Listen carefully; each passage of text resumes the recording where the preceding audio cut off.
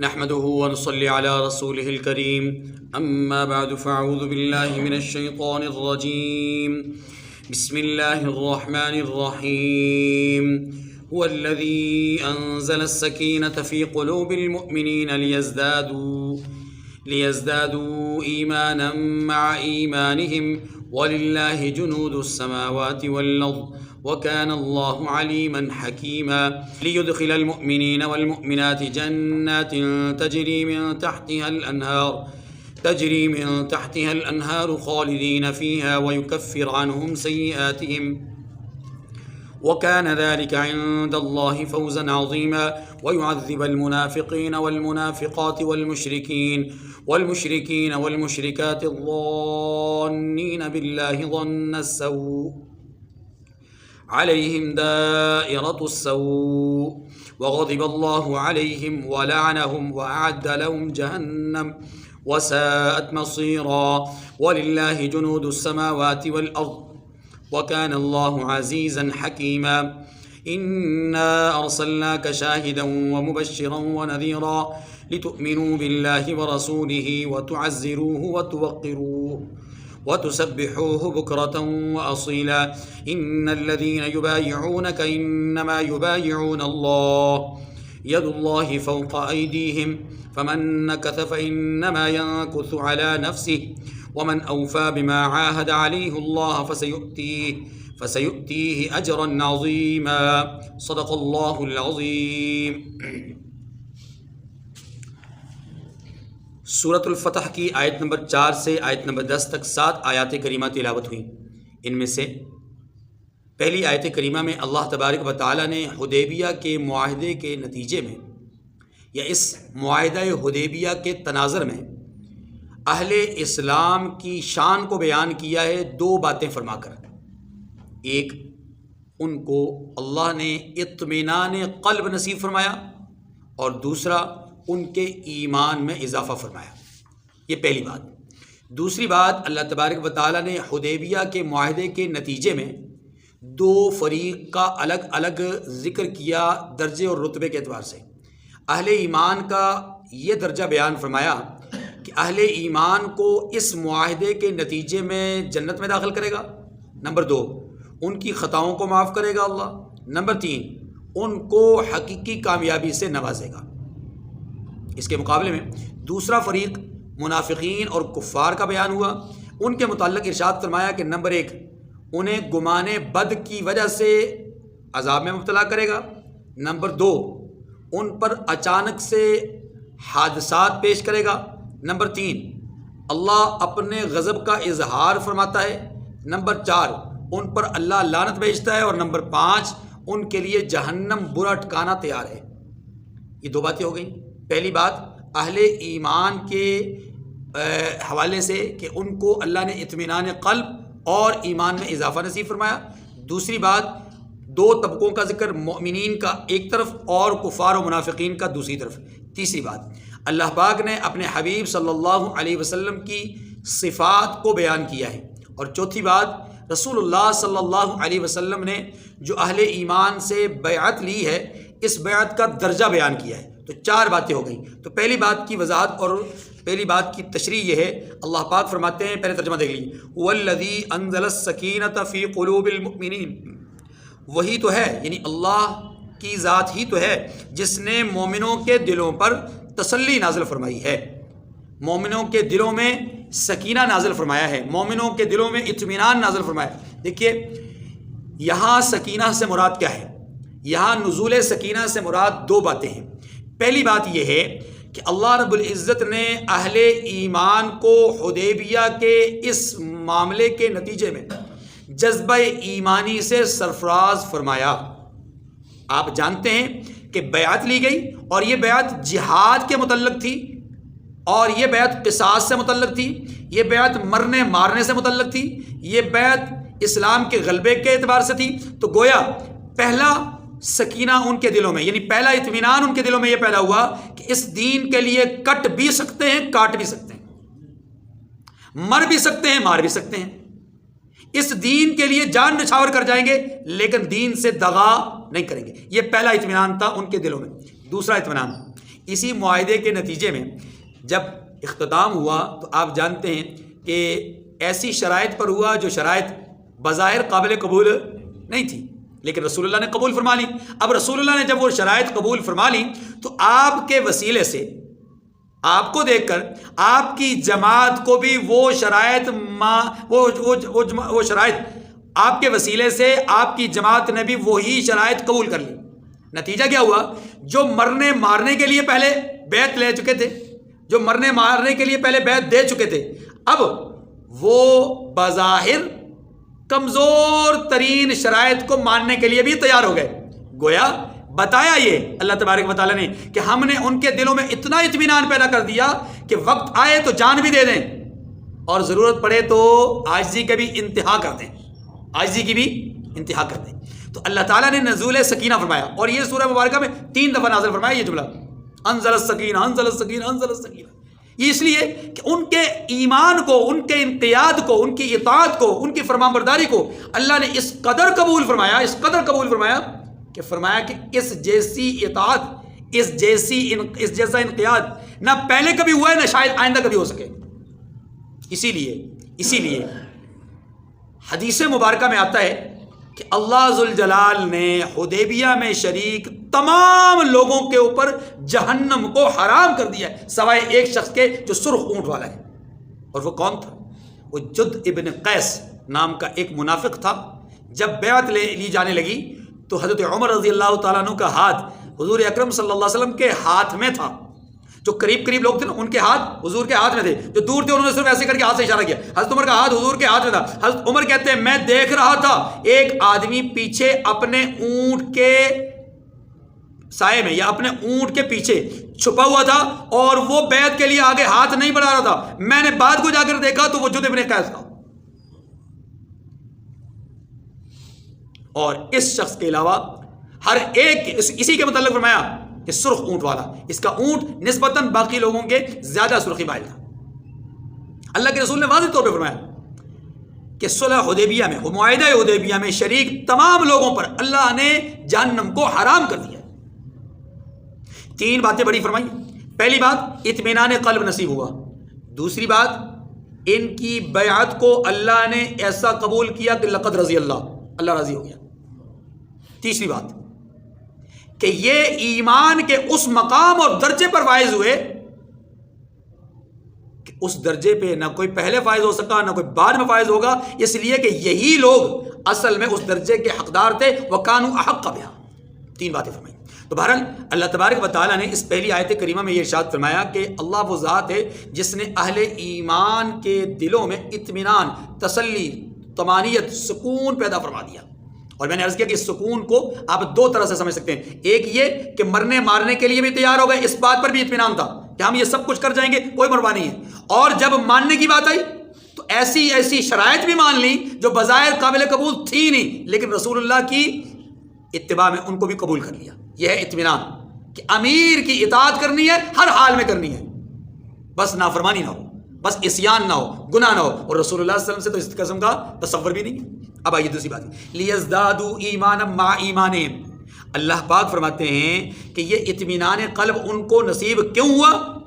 اس لیے تاکہ اللہ ان کے ایمان میں اور اضافہ کر دے، ان کے ایمان میں اور اضافہ کر دے۔ اب بعض علماء نے اس کا مفہومی معنی یہ لکھا ہے کہ اللہ ان کے ایمان کو پختہ ترین کر دے، ایسا پختہ کہ اب اس ایمان میں تزلزل نہیں آ سکتا، شک اور تردد پیدا نہیں ہو سکتا۔ یہی وجہ ہے کہ علماء نے لکھا ہے کہ اللہ رب العزت نے اس جملے کے اندر مہر تصدیق ثبت کر دی ہے ان 1400 سے لے کر 1500 صحابہ کرام کے ایمان پر کہ یہ پکے ٹھکے مومن ہیں، ان کے ایمان میں شک نہیں کیا جا سکتا، ان کے ایمان میں تردد نہیں کیا جا سکتا۔ اور ان لوگوں میں وہ تمام لوگ تقریباً شامل تھے جو بدر میں شریک تھے، جو احد میں شریک تھے، جو خندق کے مارکے میں شریک تھے، ان میں سے اکثر یہاں پر موجود تھے۔ اور یہ وہ لوگ تھے کہ جن کو اللہ رب العزت نے بعد میں خلافت بھی نصیب فرمائی۔ یہ وہ لوگ تھے جو عشرہ مبشرہ ان میں شامل ہیں۔ یہ وہ لوگ ہیں کہ جن کو اللہ کے رسول صلی اللہ علیہ وسلم نے جنت کا اعزاز عطا فرمایا، جہنم کی حرمت کا فیصلہ ان کے بارے میں فرمایا۔ اور خود قرآن پاک نے کہا لقد رضی اللہ عن المؤمنین لیزدادوا ایمانا مع ایمانہم، اللہ فرماتے ہیں کہ تاکہ ان کے ایمان کو بڑھائے، معنی یہ کہ ان کے ایمان کو بہت پختہ کر دے۔ اس لیے اصحاب حدیبیہ میں سے کسی بھی شخص کے حوالے سے لب کشائی کرنا مومن کا کام نہیں ہے، یہ کافر کا کام ہے۔ ان کا ایمان تو اعلیٰ ترین معیار پر ہے۔ آگے چلیے، وَلِلَّهِ جُنُودُ السَّمَاوَاتِ وَالْأَرْضِ، اللہ نے یہاں پر ایک بڑا جملہ کہا ہے، فرمایا آسمانوں اور زمین کے لشکر اللہ ہی کے ہیں۔ اس جملے کی یہاں ضرورت کیوں ہے؟ ذرا غور کیجیے گا۔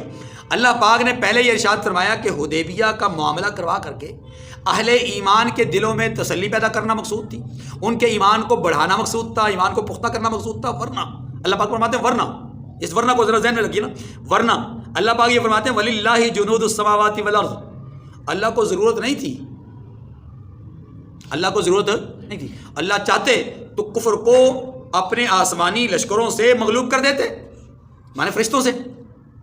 اللہ چاہتے تو زمین کی کسی اور مخلوق کے ذریعے سے کفر کو مغلوب کر دیتے۔ وہ دیکھیں نا، یہی مقام ہے، اسی جگہ پر جب رسول اللہ صلی اللہ علیہ وسلم مدینہ منورہ سے یہاں آئے نا، تو آپ کی جو سواری تھی نا قصوہ اونٹنی، وہ یہیں آ کر کے رک گئی، یہاں سے آگے نہیں جا رہی تھی۔ اللہ کے رسول صلی اللہ علیہ وسلم اس کو ہنکانا چاہ رہے تھے، وہ ہانک نہیں رہی تھی، تو کسی نے کہہ دیا کہ یا رسول اللہ یہ تو ضدی ہو گئی ہے، اڑی کر رہی ہے۔ اللہ کے رسول صلی اللہ علیہ وسلم نے بڑی عجیب بات فرمائی، فرمایا حبسہا حابس الفیل، اس کو اسی ذات نے روک دیا ہے جس نے اصحاب فیل کو روکا تھا۔ اصحاب فیل بھی یہاں سے آگے بڑھ نہ سکے، مطلب جہاں ان کو روکا گیا وہاں سے آگے بڑھ نہ سکے، یہ بھی اب اللہ نے یہاں روک دی ہے، یہاں سے آگے نہیں بڑھے گی جب تک کہ اللہ کی اجازت اور منشا نہ ہو۔ تو اس مقام پر اللہ پاک نے صحابہ کرام کو روکا، اللہ چاہتے تو بلاتے ہی نہ، کفر کو ویسے مغلوب کر دیتے، لیکن ان کو بلوایا، کفر کو مغلوب کروایا۔ کفر کی مغلوبیت کے لیے آسمان کے لشکر، زمین کے دوسرے لشکر اللہ کی طرف سے کافی تھے، لیکن اللہ نے ان کو سبب بنایا، ان کو ذریعہ بنایا۔ کیوں؟ پہلے دو باتیں ارشاد فرمائیں، تاکہ ان کا ایمان مزید پختہ ہو جائے اور ان کے دلوں میں اطمینان اور تسلی پیدا ہو جائے، اور ان کا مقام اور مرتبہ لوگوں کی نگاہوں میں بلند ہو جائے، لوگوں کو پتہ چل جائے کہ یہ قربانیاں دینے والے ہیں، یہ محمد کریم کی اطاعت کرنے والے ہیں، تو یہ قیامت تک سرخرو ہوں گے۔ وَلِلَّهِ جُنُودُ السَّمَاوَاتِ وَالْأَرْضِ، اللہ کے لشکر، اللہ کے لیے یہ ہے آسمانوں اور زمین کے لشکر۔ تو علماء نے لکھا ہے کہ آسمانوں کے لشکر سے مراد فرشتے ہیں اور زمین کے لشکر سے مراد کیا ہے؟ ویسے تو دیگر مخلوقات بھی ہیں، لیکن یہاں زمین کے لشکر سے مراد وہ ہیں کہ یا ایھا النبی حسبک اللہ ومن اتبعک من المؤمنین، اے نبی آسمان سے رحمت نازل کرنے میں، آسمان سے فیصلہ اتارنے میں، آسمان سے حکم اتارنے میں، آسمان سے رحمتیں برسانے میں اللہ کافی ہے، اور زمین پر اسباب کے درجے میں، زمین پر آپ کی معیت اور نصرت کے لیے اسباب کے درجے میں آپ کی جماعت کافی ہے۔ وَلِلَّهِ جُنُودُ السَّمَاوَاتِ وَالْأَرْضِ، آسمان سے فرشتے وہ آسمانی لشکر ہیں، زمین سے اصحاب پیغمبر یہ زمینی لشکر ہیں۔ کیوں؟ اس لیے کہ آسمانوں والے فرشتے بھی لا یعصون اللہ ما امرهم ویفعلون ما یؤمرون، حقیقتاً اللہ کی نافرمانی نہیں کرتے، سوالات کرتے ہیں، جیسا کہ تخلیق آدم کے وقت فرشتوں نے سوال کیا، یا اللہ کیوں بنانا چاہتا ہے؟ ہم ہیں نا نحن نسبح بحمدک ونقدس لک، وہ نافرمانی تو نہیں ہے، سوالات ہیں۔ ایسے ہی زمین پر رسول اللہ صلی اللہ علیہ وسلم کی مدد اور نصرت کے لیے اسباب کے درجے میں اللہ نے آپ کی جماعت صحابہ کرام کو منتخب کیا۔ یہی وجہ ہے کہ رسول اللہ صلی اللہ علیہ وسلم خود فرماتے ہیں ان اللہ اختارنی واختار لی اصحابی، اللہ نے مجھے چنا، میرے لیے میری جماعت صحابہ کرام کو چنا۔ تو زمین کا لشکر کون ہے؟ صحابہ کرام، یہ بھی اللہ کے رسول کی نافرمانی نہیں کرتے۔ ہاں کہیں تسامح ہو جائے، کہیں غلطی ہو جائے، کہیں لغزش ہو جائے، کہیں انجانے میں گناہ ہو جائے تو اس پر فوراً توبہ طائب ہو جاتے ہیں، نافرمانی نہیں کرتے۔ دیکھیے وَكَانَ اللَّهُ عَلِيمًا حَكِيمًا، اور اللہ جاننے والا، حکمت والا ہے۔ کیا مطلب؟ اللہ جاننے والا ہے، اوپر والوں کو بھی نیچے والوں کو بھی اللہ جاننے والا ہے، فرمانبرداروں کو بھی نافرمانوں کو بھی اللہ جاننے والا ہے، اچھوں کو بھی اور بروں کو بھی۔ اور یہی وجہ ہے کہ اس پورے لشکر میں صرف ایک منافق آیا تھا، جد ابن قیس، اور اسی نے بیعت نہیں کی تھی، باقی تمام لوگوں نے بیعت کی، اور تمامی لوگوں کے لیے اللہ کے رسول نے جہنم کو حرام قرار دیا اور جنت کو واجب قرار دیا۔ چلیے لِيُدْخِلَ الْمُؤْمِنِينَ وَالْمُؤْمِنَاتِ جَنَّاتٍ تَجْرِي مِن تَحْتِهَا الْأَنْهَارُ خَالِدِينَ فِيهَا وَيُكَفِّرُ عَنْهُمْ سَيِّئَاتِهِمْ وَكَانَ ذَلِكَ عِندَ اللَّهِ فَوْزًا عَظِيمًا۔ اب اس کے نتیجے میں، اس تسلی اور ایمان کے اضافے کے نتیجے میں، بیعت کے نتیجے میں، صلح حدیبیہ کے نتیجے میں اللہ علیہ ایمان کا درجہ بیان کرتے ہیں۔ کیا درجہ ہے؟ پہلی بات لِيُدْخِلَ الْمُؤْمِنِينَ وَالْمُؤْمِنَاتِ جَنَّاتٍ، یہ اس لیے ہوا معاہدہ حدیبیہ، یہ سارا معاملہ اس لیے ہوا تاکہ وہ مومن مردوں اور مومن عورتوں کو جنتوں میں جن کے نیچے نہریں بہ رہی ہیں داخل کرے، ایک بات۔ نمبر 2 وَيُكَفِّرَ عَنْهُمْ سَيِّئَاتِهِمْ، دیکھیے گزشتہ زندگی میں کہیں نہ کہیں کوئی کمی کوتاہی غلطی ہو گئی، اللہ فرماتے ہیں وَيُكَفِّرَ عَنْهُمْ سَيِّئَاتِهِمْ، اور اس لیے بھی ہوا کہ ان سے ان کے گناہوں کو دور کر دے۔ اور تیسری بات وَكَانَ ذَلِكَ عِنْدَ اللَّهِ فَوْزًا عَظِيمًا، اور یہ اللہ کے نزدیک بڑی کامیابی ہے۔ کون سی؟ گناہوں کا کفارہ، گناہ مٹ جائیں، گناہ معاف ہو جائیں اور جنت میں اللہ داخل فرما دیں، یہ اللہ کے ہاں سب سے بڑی کامیابی ہے۔ کیوں؟ اس لیے کہ خود سورہ آل عمران میں اللہ پاک فرماتے ہیں فَمَنْ زُحْزِحَ عَنِ النَّارِ وَأُدْخِلَ الْجَنَّةَ فَقَدْ فَازَ، جسے جہنم سے بچا لیا گیا، جنت میں داخل کر دیا گیا، تحقیق کے وہی کامیاب ہے۔ یہاں پر اللہ نے فرمایا وَكَانَ ذَلِكَ عِنْدَ اللَّهِ فَوْزًا عَظِيمًا۔ اب ان دونوں آیات کریمہ کے پس منظر کے حوالے سے ایک روایت سمجھ لیجیے۔ جب اللہ پاک نے وہ ابتدائی 3 آیات کریمہ جب نازل ہوئی ہیں، حضور علیہ السلام نے وہ 3 آیات کریمہ پڑھ کر سنائی نا لوگوں کو کہ اللہ مجھے یہ کہتے ہیں کہ ہم نے آپ کو فتح نصیب فرمائی، کھلی فتح نصیب فرمائی، آپ کے اگلے پچھلے گناہوں کو معاف کر دیا، آپ کے اوپر نعمتیں تمام کر دی، آپ کو صراط مستقیم پہ چلنا آپ کے لیے آسان کر دیا، اور اسی طریقے سے آپ کو مضبوط قسم کی مدد اور نصرت عطا کر دی۔ جب اللہ کے رسول نے یہ آیات پڑھ کر سنائی نا تو صحابہ کرام رضوان اللہ علیہم اجمعین دست عرض کرنے لگے اے اللہ کے رسول، پروردگار کی طرف سے یہ سارے اعزاز، سارے اکرام، ساری نعمتیں، سارے اعلانات، سارے اوصاف، ساری بخششیں آپ کو عطا ہوئی ہیں، ہمارے لیے کیا ہے اللہ کے رسول؟ ہے نا، تعلق تھا نا، ایک محبت کا رشتہ تھا، محبت کا تعلق تھا۔ تو سوال کر بیٹھے کہ یا رسول اللہ یہ تو سارے اوصاف آپ کے، ساری جو نعمتیں آپ کے لیے ہیں، ہمارے لیے بھی کچھ ہے؟ تو تب اللہ تبارک و تعالیٰ نے یہ آیات نازل فرمائی کہ میرے بندو تم بھی محروم نہیں ہو، تمہارے دلوں میں ہم نے جو اطمینان نصیب کیا ہے یہ اسی کی برکت ہے، تمہارے ایمان میں جو پختگی نصیب کی یہ اسی کی برکت ہے۔ یہ تو ہے دنیا میں، اور آخرت میں کیا کریں گے؟ اس کی وجہ سے، اس اطمینان اور اضافہ ایمان کی وجہ سے ہم تمہیں قیامت کے دن جنت میں داخل کریں گے، تمہارے گناہوں کو مٹا دیں گے، اور یہ حقیقت میں کامیابی ہے۔ اب اگلی آیات وَيُعَذِّبَ الْمُنَافِقِينَ وَالْمُنَافِقَاتِ وَالْمُشْرِكِينَ وَالْمُشْرِكَاتِ الظَّانِّينَ بِاللَّهِ ظَنَّ السَّوْءِ، فرمایا اور اس لیے بھی اللہ نے اس معاہدہ حدیبیہ کو کیا تاکہ ایک گروہ تو یہ ہو گیا نا، اب دوسرے گروہ کو بھی ظاہر کرے، اس لیے کہ منافق مردوں اور منافق عورتوں اور مشرک مردوں اور مشرک عورتوں کو جو اللہ کے حق میں برے برے خیال رکھتے ہیں عذاب دے۔ اس بات کو سمجھیے، جب مسلمان مکہ مدینہ منورہ سے نکلنے لگے نا تو منافقین کو بھی انہوں نے کہا، چونکہ ظاہراً تو کلمہ پڑھا ہوتا انہوں نے، آؤ بھائی ہمارے ساتھ چلو عمرے کے لیے چلتے ہیں، تو یہ دل میں طرح طرح کے وسوسے اور خیالات رکھ رہے تھے۔ مثلا ان میں سے ایک یہ تھا، یہ تو نعوذ باللہ مار کھانے جا رہے ہیں، مکہ والے ان کو بلا چھوڑیں گے، پہلی بات۔ دوسری بات یہ کہ اگر چھوڑ بھی دیں تو یہ کون سا وہاں پر کوئی کامیاب ہونے جا رہے ہیں، اصل میں تو یہ لڑنے جا رہے ہیں، کامیابی چاہتے ہیں، تو ایسے تو کامیاب ہو نہیں سکتے، چپ چھپا کے دغا دے کر کے، دھوکہ دے کر کے یہ کامیاب ہو نہیں سکتے، تو یہ دھوکہ دینے جا رہے ہیں، یہ ان کے غلط غلط خیالات تھے، اسی وجہ سے وہ گئے بھی نہیں۔ اللہ تعالیٰ نے انہی خیالات کو ظاہر فرمایا کہ تم مسلمانوں کے حوالے سے طرح طرح کے وسوسے اور خیالات کر رہے تھے اور اللہ کے بارے میں طرح طرح کے گمان کر رہے تھے، سنو ان کو تو ہم نے بچا لیا، بچایا ہی نہیں، بلند بھی کر دیا، کامیاب بھی کر دیا، آخرت کے اعتبار سے نتائج بھی بیان کر دیے، لیکن تم بھی سن لو تمہارے دلوں کے راز کو اللہ جانتے ہیں، اس لیے تمہیں بھی اس کے مطابق تمہارے ساتھ معاملہ ہوگا، تمہیں سزا دی جائے گی، جہنم میں ڈالا جائے گا، اللہ کے غضب کے مستحق، اللہ کی لعنت کے مستحق ہو گیا۔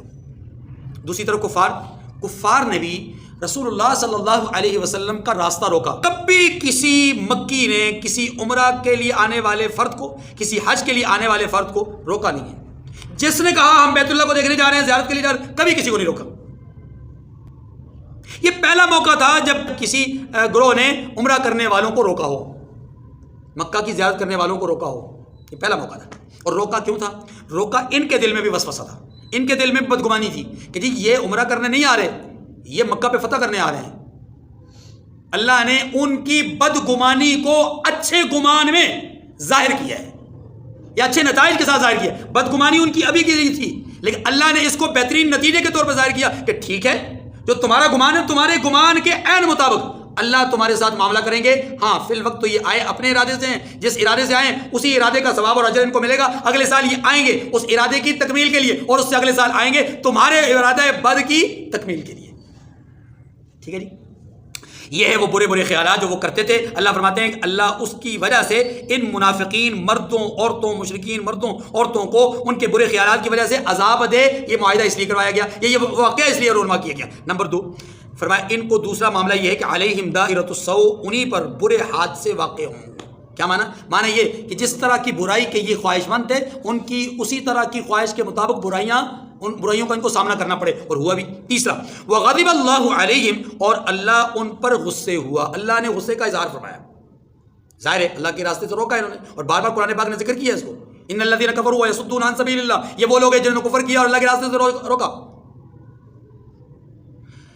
وَلَعَنَهُمْ وَأَعَدَّ لَهُمْ جَهَنَّمَ، آگے بھی یہ بات آ رہی ہے، انہوں نے اللہ کے راستے سے روکا۔ وَلَعَنَهُمْ وَأَعَدَّ لَهُمْ جَهَنَّمَ، اللہ فرماتے ہیں ان پر اللہ نے لعنت کی اور ان کے لیے دوزخ تیار کی، وَسَاءَتْ مَصِيرًا، اور وہ بہت بری جگہ ہے۔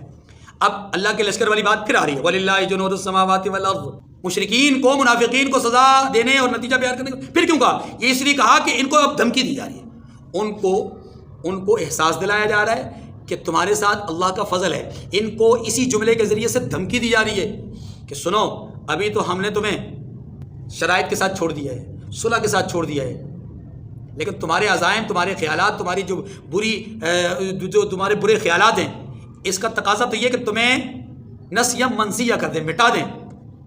اور اللہ کے آسمانوں میں بھی لشکر ہیں، زمین میں بھی لشکر ہیں، کیا تمہیں بدر یاد نہیں؟ وَلِلَّهِ جُنُودُ السَّمَاوَاتِ وَالْأَرْضِ، اور آسمانوں اور زمین کے لشکر اللہ ہی کے لیے ہیں۔ اور آگے فرمایا وَكَانَ اللَّهُ عَزِيزًا حَكِيمًا، یہ جملہ اور پہلے والے دیکھیں ادھر وہ پیچھے دوبارہ جائیے، پیچھے والے جملے کے آخر میں کیا کہا؟ وَلِلَّهِ جُنُودُ السَّمَاوَاتِ وَالْأَرْضِ وَكَانَ اللَّهُ عَلِيمًا حَكِيمًا، اللہ نے معاملہ کیوں کروایا؟ اس کی حکمت کو اللہ جانتے ہیں۔ علیمن، تمہارا مقام کیا اللہ جانتے ہیں۔ یہاں اللہ اپنے حبیب کی جماعت کو تسلی دے رہے ہیں پہلے والے میں، اور دوسرے میں کیا کر رہے ہیں؟ دھمکی دے رہے ہیں۔ وَكَانَ اللَّهُ عَزِيزًا حَكِيمًا، آسمان اور زمین کے لشکر اللہ کے ہیں۔ وَكَانَ اللَّهُ عَزِيزًا حَكِيمًا، اور اللہ زبردست بھی ہے اور حکمت والا بھی ہے۔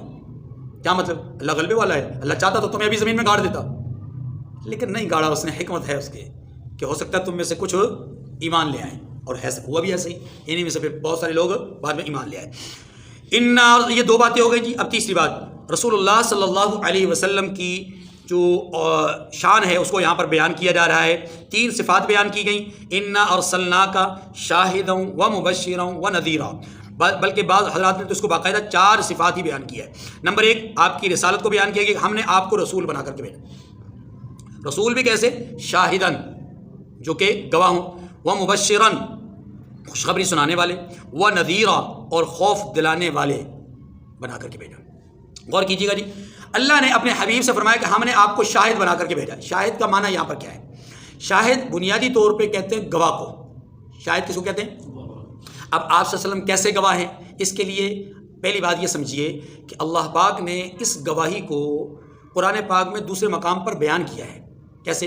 لِيَكُونَ الرَّسُولُ شَهِيدًا عَلَيْكُمْ وَتَكُونُوا شُهَدَاءَ عَلَى النَّاسِ، یا دوسرے مقام پر اس کو اس انداز میں بیان کیا، فَكَيْفَ إِذَا جِئْنَا مِن كُلِّ أُمَّةٍ بِشَهِيدٍ وَجِئْنَا بِكَ عَلَى هَؤُلَاءِ شَهِيدًا، وہ وقت کیسا ہوگا جب ہر امت کے اندر سے ایک گواہ مقرر کیا جائے گا، ایک گواہ اٹھایا جائے گا۔ مراد ہر امت کا نبی اس امت پر گواہی دے گا۔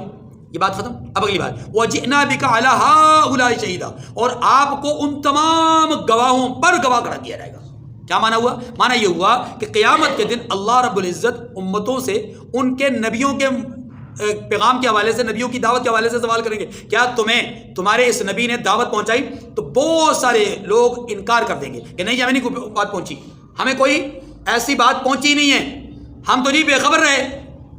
اب جب انبیاء سے پھر سوال کیا جائے گا کہ آپ بتاؤ کہ آپ نے اللہ کا یعنی ہمارا دین پہنچایا کہ نہیں؟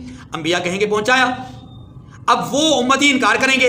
اللہ تبارک و تعالیٰ قیامت کے دن ان امتیوں کی تردید کے لیے اور اپنے نبیوں کی تصدیق کے لیے اپنے حبیب صلی اللہ علیہ وسلم سے سوال کریں گے۔ اسی کا ذکر ہے، وَجِئْنَا بِكَ عَلَىٰ هَٰؤُلَاءِ شَهِيدًا، آپ کو ان تمام پر گواہ کر دیا جائے گا۔ آپ سے پوچھا جائے گا، محبوب بتائیے ان نبیوں نے ہمارا پیغام اپنے امتوں تک پہنچایا؟ یہ جواب دیں گے، ہاں یا اللہ، آپ کے نبیوں نے، آپ کے رسولوں نے آپ کے پیغام کو پہنچایا، اور اس بات کی وضاحت میرے سامنے بذریعہ وحی آپ نے کر دی، فرشتوں کے ذریعے سے، وحی کے ذریعے سے آپ نے یہ بات وضاحت کے ساتھ بیان کر دی کہ پچھلے تمام نبیوں نے اپنی ذمہ داریوں کو کما نبھا دیا۔ اس لیے میں گواہی دیتا ہوں کہ یہ سارے نبی سچے ہیں، اور یہ لوگ جو انکار کر رہے ہیں یہ جھوٹے ہیں۔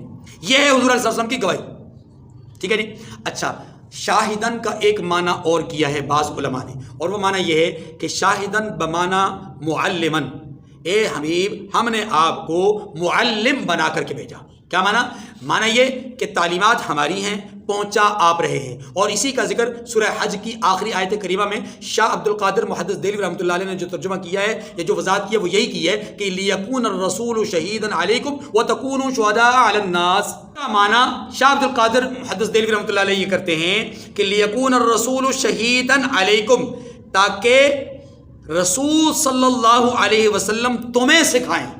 صحابہ کو مخاطب کیا کہ تمہیں رسول سکھائیں، وَتَكُونُوا شُهَدَاءَ عَلَى النَّاسِ، اور تم تمام لوگوں کو سکھاؤ. یہی وجہ ہے کہ رسول اللہ صلی اللہ علیہ وسلم نے خطبہ حجۃ الوداع کے موقع پر کیا فرمایا؟ أَلَا فَلْيُبَلِّغُ الشَّاهِدُ الْغَائِبُ، کہ آج جو موجود ہیں ان کی ذمہ داری ہے کہ وہ غائبین تک بات پہنچائیں. بلغوا عنی ولو آیا، چھوٹی سی بات ہی کیوں نہ ہو اسے پہنچانا ہے. گویا رسول اللہ صلی اللہ علیہ وسلم نے صحابہ کو سکھایا، صحابہ نے امت کو سکھایا. آج امت کے پاس جو بھی دین کی صورت ہے، جو بھی دین کی شکل ہے، جو بھی دین کے اساسیات ہیں، احکامات ہیں، وہ سارے کے سارے صحابہ کرام کی محنتوں سے یہاں تک پہنچے. اب اس کا معنی یہ ہوا انا ارسلناک شاہدا، محبوب ہم نے آپ کو گواہ بنا کر بھیجا. کیا مطلب؟ ہم آپ کو قیامت کے دن گواہی کے لیے کھڑا کریں گے. یا محبوب ہم نے آپ کو معلم بنا کر کے بھیجا. ٹھیک ہے جی.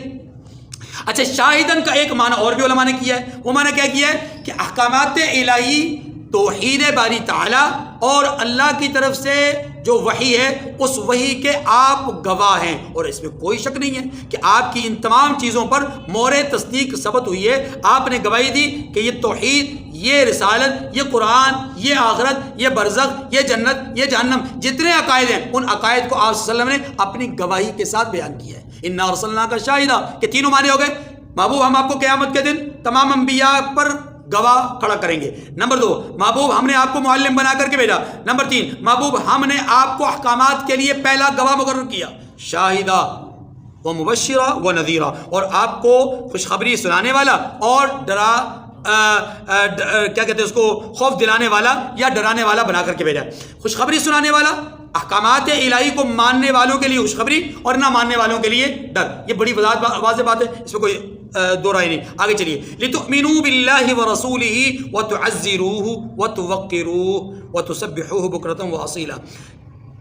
آپ کو بھیجا کیوں؟ تاکہ مسلمانوں، اب اللہ مسلمانوں سے خطاب کر کے فرماتے ہیں تاکہ اے مسلمانوں تم اللہ پر اور اس کے پیغمبر پر ایمان لاؤ. اور اس لیے بھی رسول کو ان صفات کے ساتھ بھیجا تاکہ تم اس کی مدد کرو اور اس کو بزرگ و برتر سمجھو. کیا مانا؟ توجہ.